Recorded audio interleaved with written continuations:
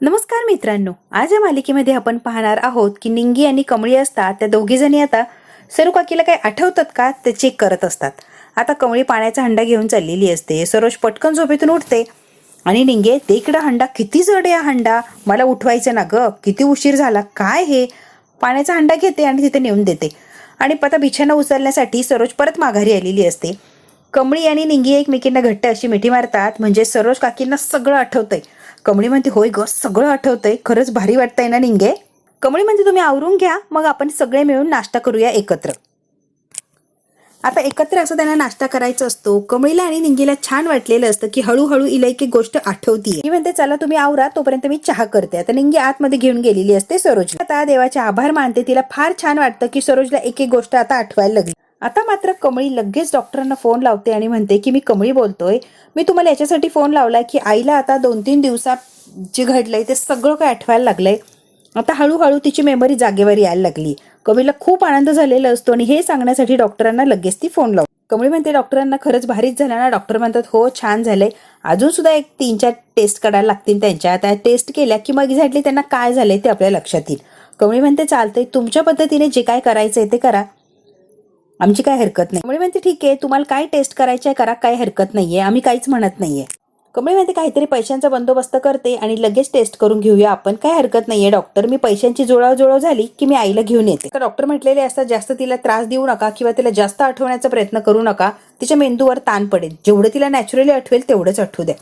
कमळी डॉक्टरांना म्हणत असते नाही डॉक्टर, आम्ही नाही त्रास देणार आहे, जेवढं तिला आठवेल तेवढंच आठवण्याचा प्रयत्न करणार, जबरदस्तीने आम्ही तिला काहीच आठवायला लावणार नाही आहोत. मी म्हणते डॉक्टर टेस्टचे रिपोर्ट आले की मग येतोच आहे, आता मी फोन ठेवते. मी म्हणते थँक्यू सो मच डॉक्टर. आणि कमळीने आता फोन ठेवलेला असतो. कमळी कमालीची खुश असते की हळूहळू सरोजची आता मेमरी जागेवर यायला. आता सरोज आवरून आलेली असते आणि बाहेर एक बोर्ड असतो, त्या बोर्डवर अशी नावं लिहिलेली असतात. ती म्हणते हे काय ग निंगे. कमळी म्हणते हा तुमच्या उपचाराचाच भाग आहे हो, हळूहळू तुम्हाला सगळं आठवावं म्हणून हे लिहून ठेवलं, मला जे आठवत नाही ते लिहून ठेवलंय, मला काय आठवायचे आणि मला काय झाले. कमळी म्हणते होय तर तुम्हाला कुठे काय झालंय, माझ्या लक्षातच येत नाही, काय काय आठवतंय सांगा बरं. चला, अगं मी गौरी, माझं बाबा म्हणजेच आबा, माझे वडील म्हणजे लय भारी माणूस, हा एक नंबर माणूस. इतका चेहऱ्यावर आनंद आलेला असतो आबांचं नाव घेतल्यावर गौरीच्या. आबांचा इतका जीव आहे ना माझ्यावर, इतका जीव आहे, एक वेळेस ते उपाशी राहतील पण मला काय उपाशी राहू देणार नाही. माझ्यासाठी काही धडपड करतील, मला काहीतरी खायला देतील, पण स्वतः उपाशी राहतील. मला एवढं जीव लावला आबांनी. आणि आता तर काय कमळी आली बाई, माझ्यापेक्षा जास्त जीव त्या कमळीवर आबांचा आहे. कमळीसाठी काहीही करायला धडपड करत असतात. आता काय माझ्यावरचा जीव कमळीवर गेलाय. कमळी आता हळूहळू सरूकडून सगळी माहिती काढून घेत असते. तिला काय आठवतं काय नाही, एक एक गोष्ट तिच्याकडून आठवून घेत असते. काय हो तुमचं गाव कोणतं, गावाचं नाव काय तुमचं, कालच बोललो ना आपण गावाच्या नावाबद्दल, सिद्धटेक सिद्धटेक, कोल्हापूर जवळचं माझं गाव ते सिद्धटेक, भारी गाव या, एक नंबर गाव आहे आमचं. कमळी म्हणते का हो तुमच्या गावात काही देऊळ बिऊळ आहे का. मग तुळजाभवानीचं देऊळ आहे, असं जबरदस्त देऊळ आहे आमच्या गावामध्ये की बस. जागृत ठाण आहे तुळजाभवानीचं एक नंबर देवीचं मंदिर आहे. काही मुलगी वगैरे 2-2.5 वर्षांची आहे की, तिचं नाव कमळी आहे बाई. सगळीकडे तिचीच चर्चा. आमच्या आबा तिला असं खांद्यावर बसवतात आणि अख्खी गावभर तिला चक्कर मारतात. काय कौतुक सांगू तुला त्या कमळीचं. पण काय कमी नाही, जय भवानी करत अख्ख्या गावात हुंदाडत असते. कमळीचे बाबा हो, त्यांचं काय, कमळीच्या बाबांचं काय, ते काय करतात. आता गौरी म्हणजे सरोज खूप लाजलेली असते. ते आहेत की कमळीचे बाबा भारी माणूस, एक नंबर. कमळीचा बाबा म्हणजे एक नंबर माणूस, लय भारी माणूस आहे बघ, प्रेमळ शांत स्वभावाचा माणूस आहे ना की बस. सगळे त्यांना साहेब साहेब असं म्हणतात. आता सरोज सांगत असते की कमळीचे बाबा इतके भारी, इतके एक नंबर आहे की गावातली सगळीच लोक त्यांना साहेब साहेब साहेब असं म्हणूनच त्यांचं नाव घेत असतात. अशी मोठी गाडी ना त्यांच्याकडं, गावातली लोक डायरेक्ट तोंडात बोटं घालतात की एवढी मोठी, एवढ्या जबरदस्त गाडी, इतके लोक मानतात ना त्यांना. श्रीमंत माणूस आहे कमळीचा बाबा, पण इतका जमिनीवर इतका भारी आहे ना की बस, लय भारी स्वभाव, प्रेमळ. कमळीचे बाबा तुम्हाला आणि तुमच्या कमळीला भेटायला येणार होते, काय झालं हो त्याचं, ते आले नाही का भेटायला. खरं सांगते तुला, मला आणि माझ्या कमळीला त्यांच्या घरी घेऊन जायला येणार आहे म्हणून तर ते घरी गेलेत ना. घरून ते आले की आम्हाला दोघींना सुद्धा परत घरी घेऊन जाणार आहे, त्यासाठी ते घरी गेलेत आज. आता सरोज इतकी मग्न झालेली असते तिच्या आठवणी सांगायला, जुन्या आठवणी. ती आता राजनचं नाव सांगायला लागलेली असते, त्यांचं नाव, आणि ती आता आठवत असते राजनचं नाव. तेवढ्यात काय निंगी येते आणि निंगी म्हणते काकी धरा की, त्याच्या नादात विसरून गेलो, तू चहा करायला गेलतीस, आणलाय व्हायच्या. त्यामुळे आता निंगीला मारते, डोसक्यावर पडलीस काय ग. त्या माझ्या बाचं नाव सांगायला लागल्या. लगेच मध्येच करमडलीस निंगे सांगायला लागली होती की लगेच मध्ये आलीच, जरा थांबत नव्हती का? मी म्हणते खरंच ग माझ्या लक्षात नाही, माहिती असं तर कमळ मी कशाला आली असते, चुकून झालं चुकून, सॉरी. म्हटलं चहा घेत गप्पा मारत बसशील म्हणून चहा आणला मी. म्हणते अगं ती माझ्या बाचं नाव सांगणार होती. निंगे म्हणते हो ग सांगेन ती. आता लगेच सरोज म्हणते अगं बिस्किट दे की. निंगी म्हणते होय होय देते की. कमळे थांब, ते आत्ता सुद्धा नाव सांगेन, तू फक्त थोडा वेळ थांब. लगेच बिस्किट दिलेली असतात निंगीने आणि सरोज आता चहा बिस्किट खात असते. आता निंगी तिच्या पद्धतीने विचारायला लागलेली असते, काय हो काकी त्या दिवशी तुम्ही मंदिरामध्ये कमळीचा बाबा बाबा असं का म्हणत होता? कमळीचा बाबा बाबा असं का म्हणत होता हो? कुणाला बघितलं तेव्हा कमळीचा बाबा म्हणून ओरडायला लागला होता. तर लगेच सरोज मनातल्या मनात म्हणते, मी जर त्यांच्याबद्दल काही सांगितलं आणि त्या बाईला जरा जरी भनक लागली तर ती बाई काही जिवंत सोडणार नाही. आता मात्र सरोज घाबरलेली असते, विचार करते मनातल्या मनात, नको सांगायला नाही तर ती बाई काहीतरी करेन कमळीच्या बाबांना. सरोज चहा पित असते, चहाचा कप खाली ठेवते आणि पटकन उठून उभी राहते. कमळीच्या बाबांना काही करू नका, कमळीच्या बाबांना काही करू नका. आणि निंगीच्या अंगावर आता ती धावून आलेली असते. कमळी येते आणि पटकन सरोजला थांबवण्याचा प्रयत्न करते. कमळीच्या बाबांना काही करू नका, पाया पडतो मी, खरं सांगतो, प्लीज प्लीज कमळीच्या बाबांना काही करू नका. कमळी म्हणते काहीच करणार नाही आहोत काकी आम्ही, तुम्ही शांत बसा, काहीच करणार नाहीये. आता शांत करण्याचा प्रयत्न केलेला असतो, ऐका काहीच होणार नाही, एकदम शांत व्हा. सरोज अगदी वेड्यापिछ्यासारखी करायला लागलेली असते. खरं तर निंगी घाबरलेली असते सरोजची ती अवस्था बघून. कमीने बरोबर तिला हळूहळू शांत केलेलं असतं की शांत व्हा, काहीच झालेलं नाहीये. इकडे आता कामिनी आणि रागिनी दोघींचं वेगळंच काय तमाशा चाललेलं असतो. सोड ना, कशाला काय करायचंय, म्हातारीला जर कळालं ना तर तमाशा करेल ती. ए रागिणी, मग काय हातावर हात ठेवून बसून राहायचं का? काहीतरी करायला लागणार ना, कळेल तेव्हा कळेल त्या म्हातारीला. पण आता सध्या आपण आपलं काम करायचंय रागिणी, आणि प्लीज तुम्हाला थांबवायला जाऊ नकोस. मी म्हणत असते रागिनीला, हातावर हात ठेवून बसू शक्य नाहीये, काहीतरी करायला लागणार आहे म्हणजे लागणारच आहे. अगं काहीतरी करावंच लागणार आहे आपल्याला. नेमकी कागदपत्रात काय हेराफेर केली ना, ती खोलीत गेल्याशिवाय, त्या खोलीतले कागदपत्र बघितल्याशिवाय आपल्याला काहीच कळणार नाहीये. त्यासाठी रागिनी आपण तिच्या खोलीत जाऊ आणि नेमकी कागदपत्रांची काय छेडछाड केली आहे तिने आपण बघूच या. म्हातारीने जबरदस्त काहीतरी घोळ घातलाय, पण त्या खोलीत गेल्याशिवाय आपल्याला काय कळणार. रागिनी घाबरलेली असते की नको आपण जायला, पण ही कामिनी काय घाबरत बिबरत नसते. आपण जाऊया आणि नेमकी तिथे काय केलंय हे आपण बघूच या. आता रागिणीला सुद्धा शब्द आठवलेले असतात अन्नपूर्णा आजीचे. अन्नपूर्णा आजी बाबांना सांगत असतात, मी फार महत्वाची गोष्ट करून ठेवली आहे, पण वेळ आली योग्य की सगळ्यांना आपण ती महत्वाची गोष्ट सांगूच या. हे सगळं काही रागिणीला आठवत असतं की अन्नपूर्णा आजी असं असं म्हणत होती. मग ती म्हणते, आई म्हणते त्यात काय चूक नाहीये, आपण बघूच या नेमकी त्या म्हातारीने काय करून ठेवलंय त्या व्हीलमध्ये बदल. आम्ही आता रागिणीला म्हणत असते, कसं आहे ना रागिणी, म्हातारीचा स्वभाव मला माहिती आहे, पुरती ओळखून आहे त्या म्हातारीला मी. तू बघ त्या म्हातारीने 100% काहीतरी केलंय बरं, म्हणून ते आपल्यापासून लपवाछपी कर. ही कामिनी जबरदस्तीने अन्नपूर्णा आजीच्या रूम मध्ये घुसलेलीच असते. तिचे कागदपत्र सगळे बघायचे असते तिला, नेमकी तिने काय केलंय हे बघितल्याशिवाय तिला काय शांती मिळणार नसते. खरं तर रागिनी घाबरलेली असते, पण कामिनी काय घाबरत नसते, डायरेक्ट अन्नपूर्णा आजीच्या रूम मध्ये जाते. आणि आता रूम मध्ये आलेली असते, कमरेवर हात बीत देते आणि म्हणते, म्हटलं होतं इथे कोणीच नसणार आहे, बघ कुणीच नाहीये, मी बोलले ना इथे नाही म्हणजे नाहीच कोणी. रागिनी रूम मध्ये कोणीच नाही, आता पटापट आपण डॉक्युमेंट शोधूया. रागिनी म्हणते, आई उशी खाली असेल, उशी खाली शोधायचं का? रागिनी बिंडोकेस काय ग, महत्वाचे डॉक्युमेंट कोणी उशी खाली ठेवतं का, बावळट कुठची. आता इकडे तिकडे त्यांनी शोधाशोध सुरू केलेली असते की ती फाईल आहे ती कुठे ठेवली असेल. उशा गाद्या सगळं बघून झालेलं असतं. कामिनी म्हणते रागिनीला, मी म्हटलं होतं ना एवढी महत्वाची गोष्ट कोणी उशी खाली ठेवेल का? रागिनी तुझं डोकं आहे ना खरंच सॉलिड चालता. कामिनी म्हणते, कपाटात बघू की 100% म्हातारीने महत्वाचे कागदपत्र कपाटात ठेवली असणार. रागिनी आता बाहेर शोधाशोध करत असते आणि कामिनी डायरेक्ट कपाटाला हात घालते, कपाटात शोधत असते. भरपूर काही कागदपत्र असतात कपाटात. आता नेमकी त्यांना जो हवाय तो कागद आहे की नाही काय माहिती. कामिनी आता तिच्या पद्धतीने शोध घेतच असते. कामिनी आणि रागिनी अगदी मन लावून कागद सगळे बघत असतात, ही फाईल ती फाईल काही मिळतं की काय. तेवढ्यात आता कामिनीच्या खांद्यावर कोणीतरी हात ठेवलेला असतो. कामिनी आणि रागिनी एका सेकंदासाठी इतक्या घाबरलेले असतात की आता इथे कोण असेल. मागे वळून बघतात तर ही बिंडो कानिका असते. एवढ्या काय घाबरल्या तुम्ही दोघी, एखादं भूत बघितलं की काय? आणि का शांत बसतीस का? अगं तुम्ही दोघे इथे काय करताय चोरासारखं ते सांगा. रागिनी सुद्धा कमी नसते, बडबड सुरू होते. कामिनी म्हणते, शांत बसता का दोघी, आपण काय करतो, कुठल्या सिच्युएशन मध्ये अडकलो, जरा शांत बसणार. रागिनी, म्हातारीला म्हणावं लागायचं नाही आम्हाला तुझ्यासोबत यायचं नाहीये, ती चिडेल ना म्हातारी, तिच्यावर जायला लागणार, काहीतरी नाटक करायला लागणार. रागिनी जरा डोकं वापरत जा ना, तरी चिडलेली आपल्याला चालणार नाहीये, तिच्या गुड बुक्स मध्ये आपल्याला राहायचंय, तिला आनंदी ठेवायचं. रागिनी आता पटकन चल इथून, पटकन चल. आणि का जोरात म्हणते, अगं बाई चला लवकर चला, नुसत्या टाइम वेस्ट करतात दोघी जणी, खरंच युजलेस आहेत. आणि अनिका बडबड करत निघून जाते. आणि म्हणते हिला जास्त भूक लागली ना म्हणून बडबडती. तिघी सुद्धा बेडरूमच्या बाहेर निघून गेलेले असतात. इकडे आता निंगी आणि कमळी असतात. निंगी म्हणते कमळीला मी बाजारात जाऊन भाजी वगैरे आणते की चावरूया मग कॉलेजला जाता येईल. कमळी म्हणते ठीक आहे, काय शिकवतात काय नाही नीट ऐक आणि सगळं लिहून मला घरी आल्यावर दाखव. निंगी म्हणते हो तसंच करू. आता कमळी निंगीला म्हणत असते छान असं सगळं व्यवस्थित डोक्यात ठेव आणि घरी आलं की मला सांग तू कुठे चालली. अगं पुस्तकं आहेत ना, खूप पुस्तकं वाचून झालीत, दुसऱ्या कोणाला जर उपयोगाला येणार असतील तर देऊन टाकावी. म्हटलं लायब्ररीमध्ये देऊन येते, कुणाला वाचता आली तर चांगलीच गोष्ट आहे ना. कमळी ती पुस्तकं देण्यासाठी चाललेली असते आणि निंगीला म्हणते की नीट कॉलेजमध्ये जाऊन व्यवस्थित अभ्यास कर. आता हे बोलत असतात तेवढ्यात काही ऋषी असतो. ऋषी आलेला असतो गाडी घेऊन, जोरात त्यांना आवाज आलेला असतो. बंड्या म्हणतो कमळीला ही पुस्तकं द्यायला आले होतो ऋषी भाऊ. ऋषी म्हणतो होय, तुम्ही पण जुनी पुस्तकं घेऊन चाललोय कॉलेजमध्ये. माणुसकीच्या भिंतीवर त्या पुस्तकं घेऊन चाललोय मी. कमळी म्हणते काय सांगायला, मी सुद्धा तिकडच चाललो, ही पुस्तकं कुणाच्या उपयोगाला आली तर म्हणून देऊन टाकावीत म्हणून मी पुस्तकं घेऊन चाललो. तीच बंड्याला म्हटलं की सगळी पुस्तकं आणू. ऋषी म्हणतो ये की कमळे, मग आपण दोघंही जाऊया, एकच काम आहे आपल्या, एकाच ठिकाणी जायचंय तर देऊन येऊया पुस्तकं. चल ये गाडीत. बंड्या म्हणतो तुम्ही दोघं वा पुढं, आम्ही नंतर येतो. ऋषी म्हणतो बरं. आता ऋषी कमळीला घेऊन चाललेला असतो तेवढ्यात काय साहेबा आलेला असतो आणि जोऱ्यात म्हणतो ए काय चाललंय. ऋषी म्हणतो ये तुझीच कमी होती रे साहेबा, तर राहिला होता, बरं झाला आलाच रे, बाईक सर्व्हिसिंगला टाकली होती तीच घ्यायला आलो होतो. बस गच चल आपण जाऊया पटकन, उशीर होतो. मी चाललेली असते ऋषी बरोबर गाडीतनं आणि निंगी सुद्धा चाललेली असते तिच्या कामाला. साहेबा म्हणतो ए तू कुठे चालली, थांब की, काम आहे म्हणून चाललो. साहेबा म्हणतो चल मी तुला सोडतो. कशाला सोडतात, तुम्हाला तुमची कामं असतील ना, मी जाते माझी. माझ्याकडे आहे की 11 नंबरची बस, तुम्ही त्रास करून घेऊ नका, मी जाईन माझी.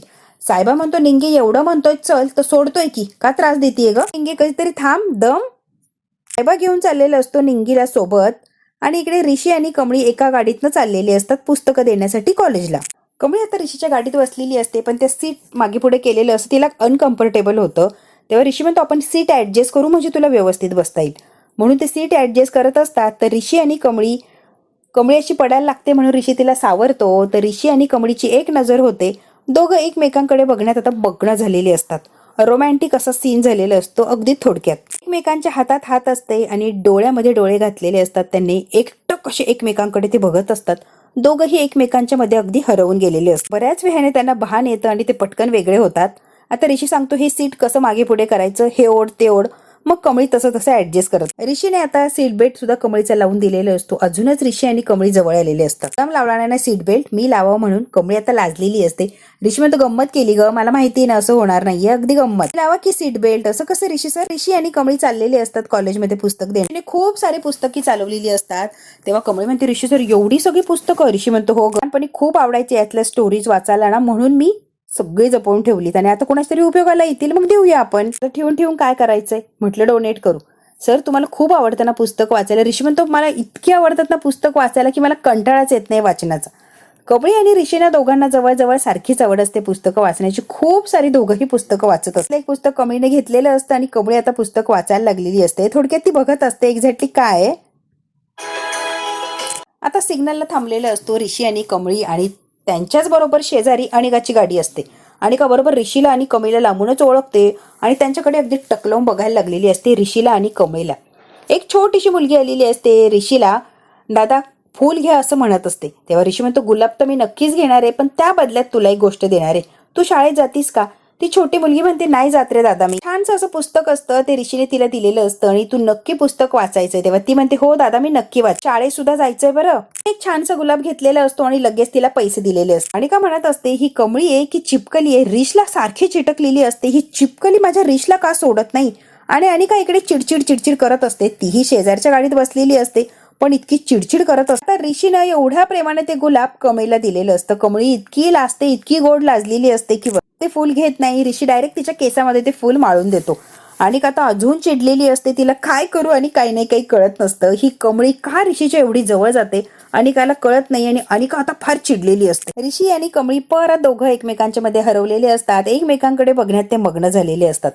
आता ते एकमेकांकडे बघत असतात. फार ऋषी जवळ आलेला असतो कमळीच्या. अनिकाने आता याच गोष्टीचा फायदा घेतलेला असतो आणि पटकन आता फोटोज काढायला लागलेली असते यांच्यामुळे. इतकी गोड लाजत असते, इतकी गोड हसत असते आणि ऋषी मात्र एकटक या कमळीला बघत असतो. त्याची नजर काही तिच्यावरनं हटत नाही. तर कमळी ऋषीला बघते आणि ऋषी कमळीला बघतो. त्यांचं हे चक्र आता चाललेलंच असतं. आता लाजतात, शेवटी भानावर येतात कारण सिग्नल सुटलेलं असतो, यांना आता निघायचं असतं. इकडे आता अनिकाने कामिनीला फोन लावलेला असतो. कामिनी म्हणते फार महत्वाचं काम आहे तेव्हा मी चालली. अगं ग्रॅनी आजी मी अनिका बोलतीये. तू किती दिवस मला शेंड्या लावणार? किती दिवस शेंड्या लावणार आहे, किती दिवस मला गोल गोल फिरवणार आहे. आता या अनिकाचं नेमकी काय चाललंय या कामिनीला जरा सुद्धा काही अंदाज नसतो. अनिका काही विषय सांगत नाही, काही संदर्भ नाही आणि जे बोलत सुटलेली असते की सुसाट सुटलेली असते. किती दिवस शेंड्या लावत फिरणारी काहीतरी करते. ती कमळी काय पिच्छा सोडायला तयार नाही माझ्या रिसचा. काहीतरी कर ना तू प्लीज. का तू शांत बस आणि आधी कॉलेजला जा. त्या कमळीचं काय करायचं आणि काय नाही माझी मी बघेन, तू आधी कॉलेजला जा. मी म्हणते माझ्या पद्धतीने मी बघते त्या कमळी टमळीचं काय करायचं. कामिनीने आता फोन ठेवलेला असतो आणि तिकडे अनिका सुद्धा फोन ठेवते आणि मुकाट्यानं तिला आता कॉलेजला जायचं असतं. आणि फोन ठेवल्यावर म्हणते ही ग्रॅनी आजीनं फक्त शेंड्या लावत्या, एक काम तिला धड जमत नाही, फक्त शेंड्या लावायचं काम मात्र छान जमत. तिला असं वाटतं की अनिका पागलच आहे, पण अनिका काय पागल नाहीये. काहीतरी मला करायला लागणार आहे, काय करू अनिका आता विचार करत असते. अनिकाला आता एक विचार सुचलेला असतो की कमळीला टॉर्चर करण्यासाठी आपल्याला नेमकी काय करता येईल. अनिकाचा डोक्यात जे प्लॅन आलाय ते आता ती वर्क करणार, यात काही शंकाच नाही. इकडे आता कमळी आता तिचे क्लास घेत असते कबड्डीचा, तिकडे आलेली असते आणि बोर्डवर छान असं पुस्तक काढलेलं असतं, काही सुविचार लिहिलेले असतात. आजच्या दिवसाची माहिती सांगत असते, क्रांती दिनाची माहिती सांगत असते कमळी सगळ्यांनाच. पुस्तक प्रेमी दिन म्हणून सुद्धा ओळखला जातो. सगळी पुस्तकं तिथे मांडलेली असतात. पुस्तकांविषयी माहिती, आजच्या दिवसाची माहिती सांगत असते कमळी आणि ऋषी फार मन लावून ऐकत असतो कमळी जे काय सांगण्याचा प्रयत्न करते. म्हणते आज पुस्तक दिवस आहे, आजच्या दिवशी तरी पुस्तकाचं एक तरी पान सगळ्यांनी वाचलंच पाहिजे. मी म्हणते तुम्हाला एक उदाहरण देते. आता सध्या आपल्याला वाटलं की आपण जायचंय ताडोबाला, जाऊ शकतोय का? नाही. तर मग पुस्तकामध्ये ताडोबा विषयीची माहिती असेल ती वाचूच शकतो ना, त्याच्याने तर पोहोचूच शकतोय आपण तिथे. पुस्तक वाचलं की सगळं चित्र डोळ्यासमोर उभं राहतं की नाही, तसंच काहीचं होणार आहे. आपण पुस्तक वाचूया आणि सगळं चित्र आपल्या डोळ्यासमोर आणू. पुस्तक वाचल्याने माहिती कळते, शिकायला अजून इंटरेस्ट येतो, नवीन काहीतरी गोष्टी कानावर पडतात. मी म्हणते कसं आहे ना, एक वेळेला घरात पैसा नसेल तरी पण चालेल, पण 2-3 चांगली पुस्तकं ही घरात असलीच पाहिजे. एवढं प्रेम आपण पुस्तकांना देऊ तेवढीच मदत पुस्तकं आपल्याला करतात, नेहमीच ती मदत करत राहतात. पुस्तकं ज्ञान देतात, प्रेरणा देतात, की स्फूर्ती जागवतात आपल्यामध्ये. पुस्तकाला आपण गुरु मानायचं असतं. पुस्तक खूप काही आपल्याला देऊन जात असतं. आजपासून सगळ्यांनी एक नियम करून टाकायचा, स्वतःच्या मनाला आज सांगायचंच आहे काही झालं अभ्यासाच्या पुस्तकाबरोबर ही बाकीची पुस्तकं सुद्धा जरूर वेळ मिळेल तसं वाचत राहायचं. मी म्हणते सगळ्यांनीच वाचायची पुस्तकं अगदी कंपल्सरी. ऋषी म्हणतो कसं आहे ना, पुस्तक वाचणं खूप खूप चांगली क्वालिटी आहे आणि ती आपण मेंटेन ठेवली पाहिजे. आपण पुस्तकंही वाचलीच पाहिजे. पण आजकाल कसं आहे, मोबाईलच्या जमान्यामुळे पुस्तकं खूप मागे पडली आहेत. पुस्तकं कुणाला आठवतच नाही. मोबाईलवर सगळं मिळतंय तर पुस्तकं कशाला उचकायची. मोबाईलवर गेम्स काय काय असतं ते बघण्यापेक्षा, तिथे वेळ वायाला घालवण्यापेक्षा आपण जर पुस्तकं वाचली, ओरिजिनल ज्ञान मिळवलं तर कधीही चांगलं आहे, बरोबर की नाही. ऋषी सुद्धा त्या मुलांना आता थोडीफार माहिती द्यायला लागले. ऋषी म्हणतो सगळ्यांनी नक्की रोज पुस्तकं वाचायची, अर्ध पान एक पान जसं ऍडजस्ट होईल तसं वाचण्याचा प्रयत्न करायचा. आता अनिका डायरेक्ट नयनतारा आंटीच्या घरी येऊन टपकलेली असते. राधिका दार उघडते. नयनतारा आंटी कुठे आहेत का? राधिका म्हणते अनिका तू इथे, आणि काय काम आहे ग तुझं, एवढी अचानक काय आलीस इथे? तारा वकिलाशी काहीतरी महत्वाचं बोलत असते. तिचं बोलणं बोलून झालेलं असतं. अनिका अजिबात काही परमिशन वगैरे घेत नाही आणि डायरेक्ट नयनतारा आंटी हाय असं करत तिच्याकडे पळत सुटलेली आहे. अनिका इथे कशी तू, आणि इथे काय काम आहे तुझं? मी विचार केला जाता जाता जावं जरा 5 मिनिटं तुमच्याकडे. कुठे हो आंटी? ऋषी ऑफिसला गेलाय. अरे वा, म्हणजे तुमच्या म्हणण्यानुसार ऋषी ऑफिसला गेलाय. नयनतारा म्हणतोय अजून कुठे जाणार आहे? नयनतारा आंटी ऋषी एक्झॅक्टली मीटिंग मध्येच आहे, नक्की ऑफिसला गेलाय का? ती म्हणते अनिका तू कशाला एवढ्या पंचायती करतेय? अनिका मुद्दाम या नयनताराला बोलून त्रास देत असते आणि ऋषी कुठे हे मला सांग तिच्या हट्ट पकडलेलं असतो. मला असं वाटतं की तो ऑफिसमध्ये, पण ते ऍक्च्युअली ऑफिसमध्ये नाहीच आहे. ऑफिसमध्ये आहे, बिझी आहे, काहीतरी काम करतोय असं काहीच नाही. ऑफिस सोडून ऋषी या वेळेला तरी कुठे जाणार नाहीये. त्यामुळे अनिका भरमिष्ठासारखी काहीही बडबड करून नको. सगळ्यांना छान ट्रस्ट आहे त्याच्यावर, पण त्याची रियालिटी काय आहे ना मी तुम्हाला दाखवते. एक का म्हणते अनिका ऋषीबद्दल उगाच गैरसमज आमच्या मनात पसरवू नकोसा आणि शांत बस, अजिबात त्याच्याविषयी काही बोलायला जाऊ. मी बोलणार नाही, डायरेक्ट दाखवते. अनिका कायमच सत्य काय ते दाखवण्याचा प्रयत्न करते आणि तुम्ही बघाच अनिकाचं सत्य माझ्याकडे. ऋषी कमळीच्या केसांमध्ये फूल जेव्हा लावत असतो ते सगळे फोटोज वगैरे काढलेले असतात. राधिकाला दाखवते, नयनताराला दाखवते. राधिकाला धक्काच बसतो की ऋषी आणि कमळी सोबत. आणि तुम्ही पण बघा ना, ऋषी कमळीच्या सोबत आहे, तिच्या केसामध्ये फुलं माळतोय तो. नयनताराला इतका जबरदस्त धक्का बसलेला असतो. तारा आता ते फोटोज बघते आणि रागाने बघायला लागलेली असते. बघू आता नयनतारा हे सगळे फोटोज वगैरे बघून काय विचार करणार आणि यानंतर ती कशी रिॲक्ट होणार. जेव्हा ऋषी घरी येणार तेव्हा नयनतारा नेमकी त्याला काय विचारणार आणि तिच्या समोर काय ऋषी बोलणार हे जर बघायचं असेल मित्रांनो तर बघायला लागणार आपल्याला पुढचा भाग. हा भाग इथेच संपतोय. व्हिडिओला लाईक, शेअर, सबस्क्राईब नक्की करायचंय मित्रांनो. धन्यवाद मित्रांनो.